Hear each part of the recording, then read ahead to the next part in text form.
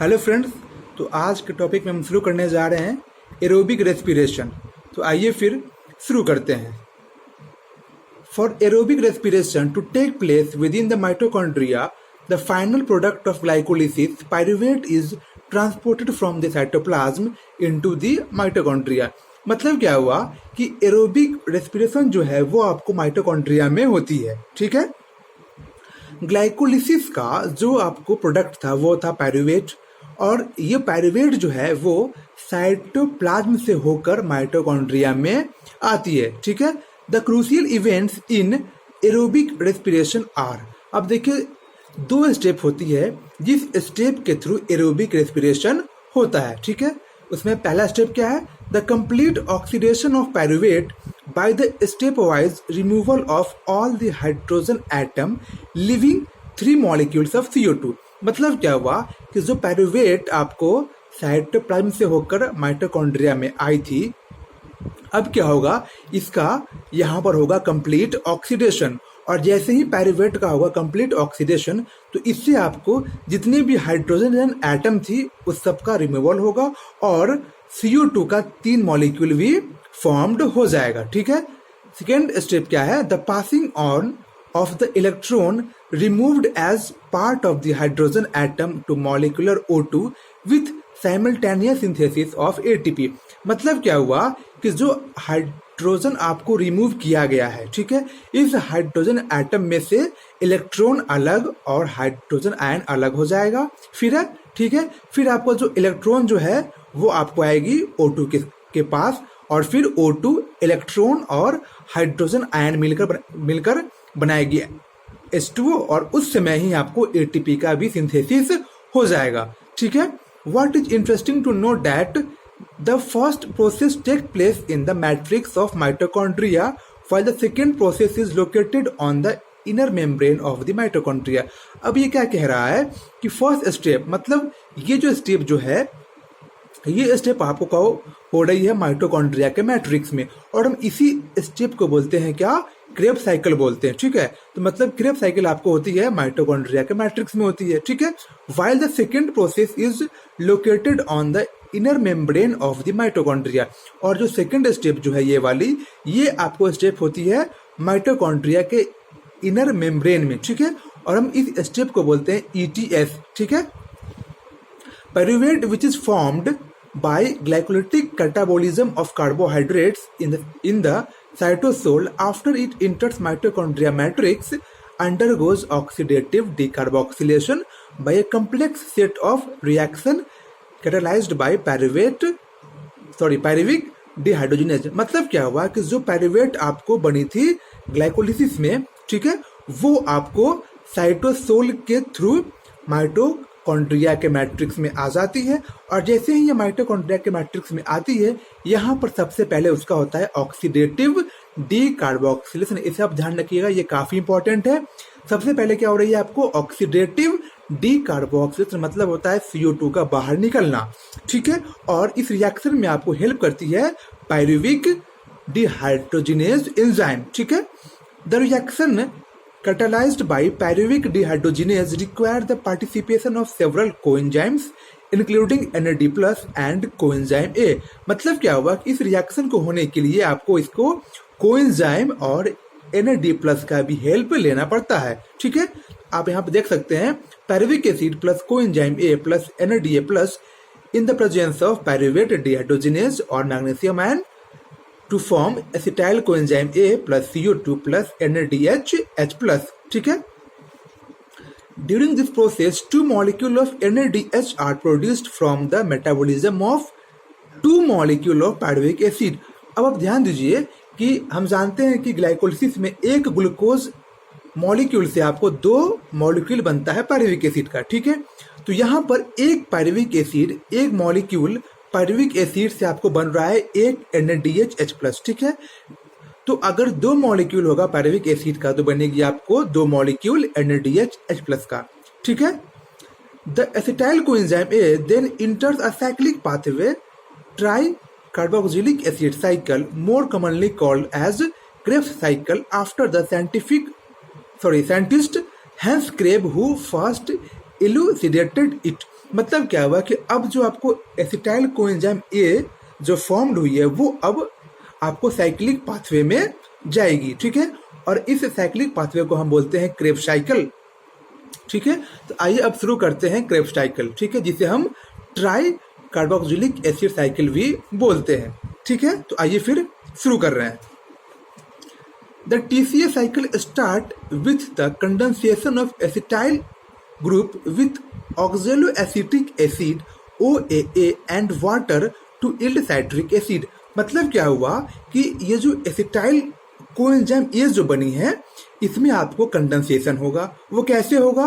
तो जब acetyl coenzyme A ऑक्जेलो acetic acid plus water तीनों मिलेगी तो आपको बनता है साइट्रिक एसिड, ठीक है। ये ध्यान रखिएगा कि ऑक्जेलो acetic acid plus acetyl coenzyme A और साथ में वाटर मिलेगी तो आपको बनेगा क्या? साइट्रिक एसिड बनेगा, ठीक है।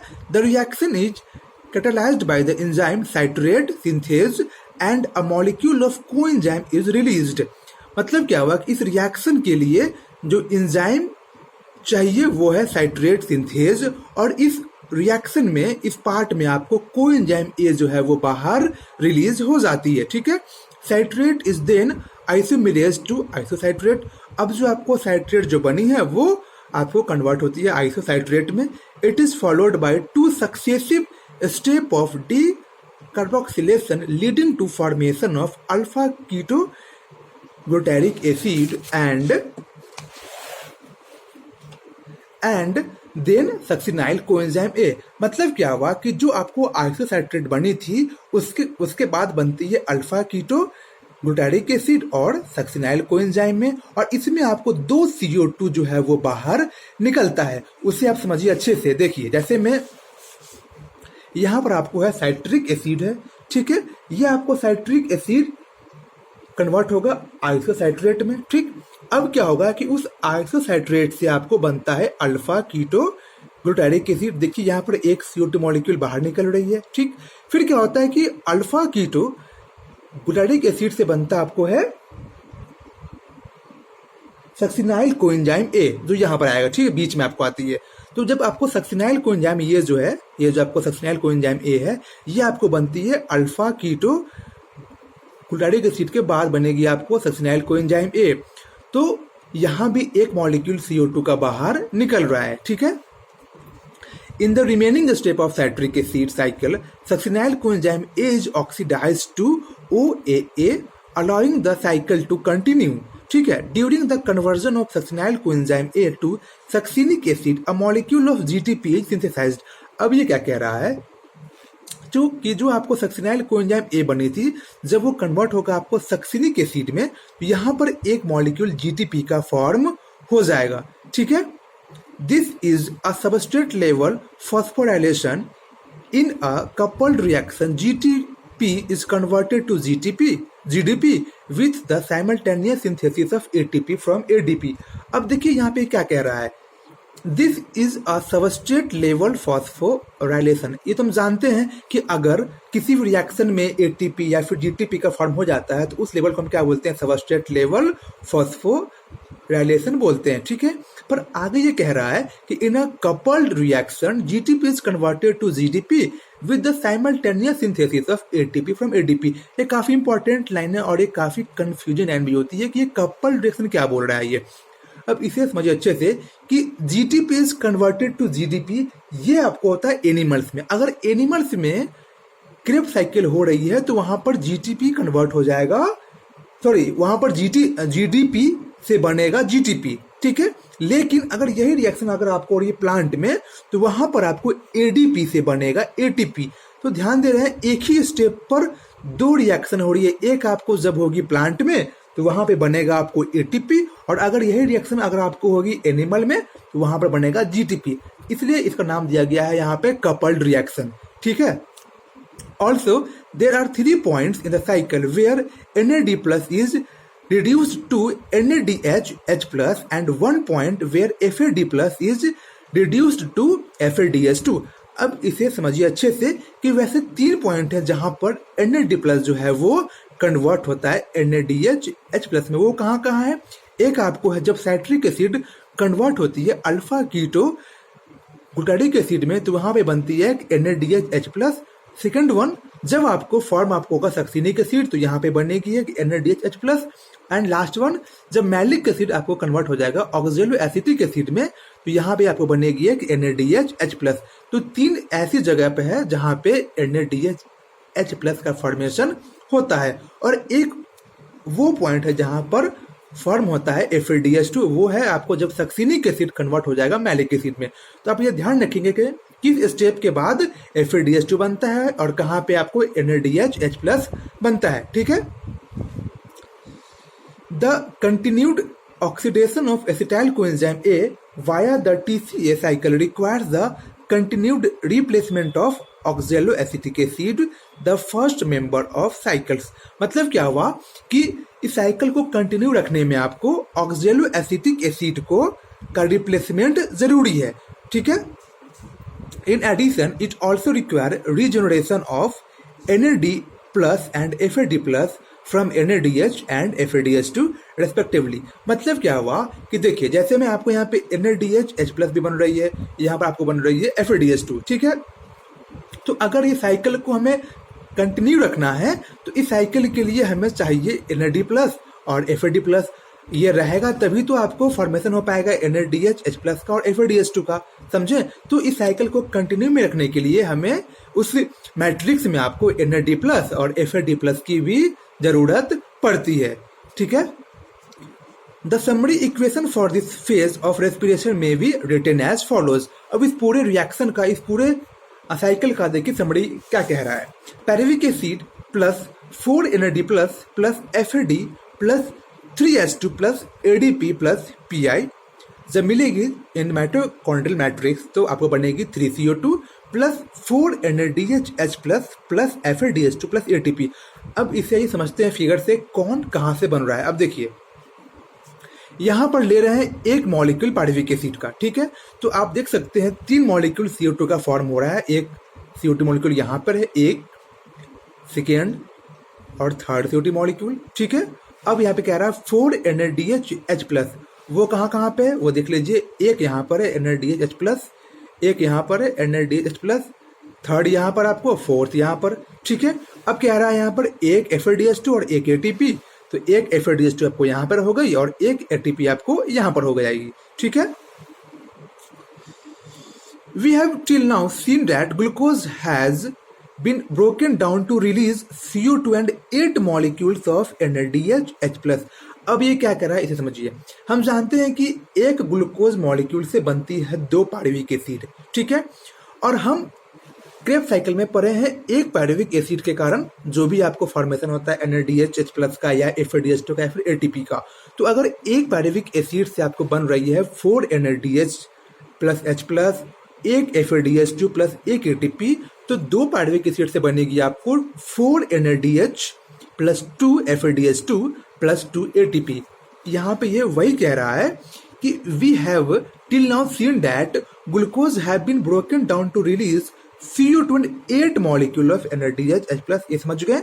2 of FADH2 have been synthesized beside just 2 molecules of ATP in TCA cycle। क्योंकि हम 2 पायरुविक एसिड से अगर लेंगे तो 8 बनेगी NADH+, 2 बनेगी FADH2 और 2 बनेगी ATP, ठीक है। लेकिन हम अभी जो पढ़े हैं वो पढ़े हैं एक पायरुविक एसिड से, इसलिए बनी है आपको 3CO2 plus 4 NADH+ plus 1 FADH2 plus 1 ATP, ठीक है। ये सब ध्यान रखिएगा। You may be wondering why we have been discussing respiration at all. Neither O2 have come into the picture, nor the promised large number of ATP has yet been synthesized। अब देखिए, हम जब एरोबिक रेस्पिरेशन पढ़ रहे हैं फिर भी अभी तक कहीं भी O2 बीच में नहीं आया है और नहीं अभी तक लार्ज अमाउंट में ATP का भी फॉर्मेशन हुआ है, ठीक है।